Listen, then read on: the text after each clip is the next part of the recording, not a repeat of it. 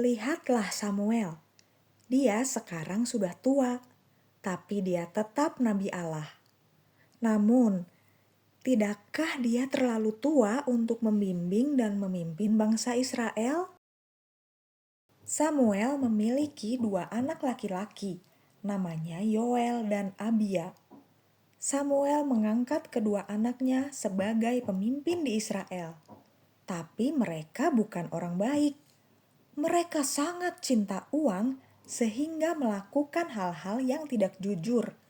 Mereka menerima suap dan hanya memikirkan diri sendiri. Orang Israel tidak senang. Karena itu, semua tua-tua berkumpul dan pergi menemui Samuel. Mereka berkata kepadanya, "Engkau sudah tua dan anak-anakmu bukan pemimpin yang baik. Kami ingin engkau mengangkat seorang raja. Semua bangsa lain di sekitar kita memiliki raja. Kami mau sama seperti mereka." Tapi ini aneh. Orang Israel sudah memiliki raja. Allah adalah raja mereka. Apakah mereka lupa apa yang sudah Tuhan lakukan bagi mereka sejak Dia membawa mereka ke tanah perjanjian sampai sekarang? Permintaan itu membuat Samuel sangat sedih. Dia berdoa kepada Tuhan, tapi justru Tuhan berkata kepada Samuel, "Dengarkanlah semua yang dikatakan orang-orang itu kepadamu. Bukan engkau yang mereka tolak. Akulah yang mereka tolak sebagai raja mereka. Itu sudah mereka lakukan sejak hari aku membawa mereka keluar dari Mesir sampai sekarang ini. Mereka melupakan aku dan menyembah dewa-dewa. Sekarang, turuti saja mereka, tapi berilah mereka peringatan. Katakan kepada mereka segala sesuatu yang akan dilakukan raja kepada rakyatnya."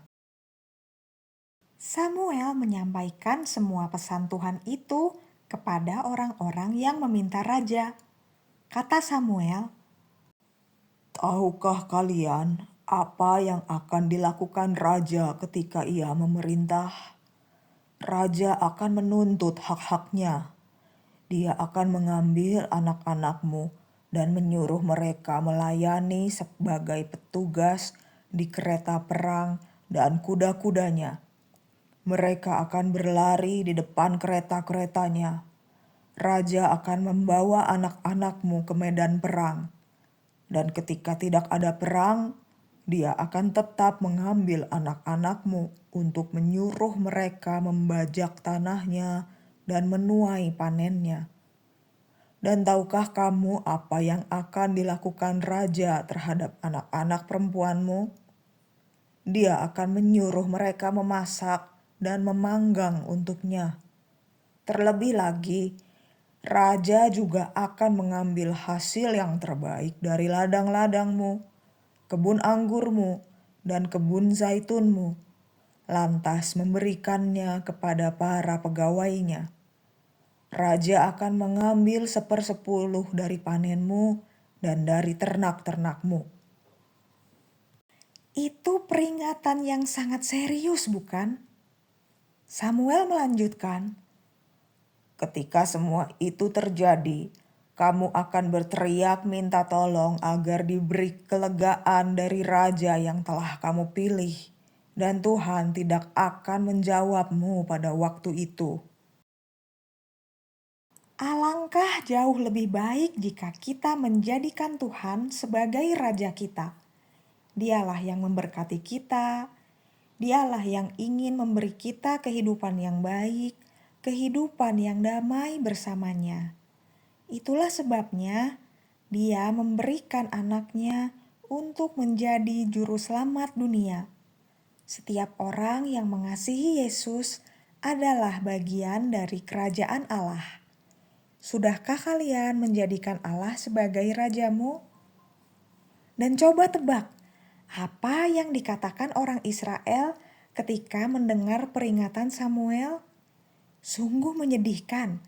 Mereka tidak mau mendengarkan. "Tidak," teriak mereka, Kami menginginkan raja untuk memerintah kami, supaya kami sama seperti semua bangsa lain, punya seorang raja yang akan memimpin kami dan maju di depan kami untuk berperang. Bisakah kamu bayangkan? Ketika Samuel mendengar semua yang dikatakan orang itu, dia mengulanginya di hadapan Tuhan. Tuhan menjawab, "Dengarkanlah mereka dan berilah mereka seorang raja." Lalu Samuel berkata kepada orang Israel, "Kembalilah kalian semua ke kotamu masing-masing." Kapan mereka akan mendapatkan seorang raja dan bagaimana caranya? Tunggu di cerita selanjutnya.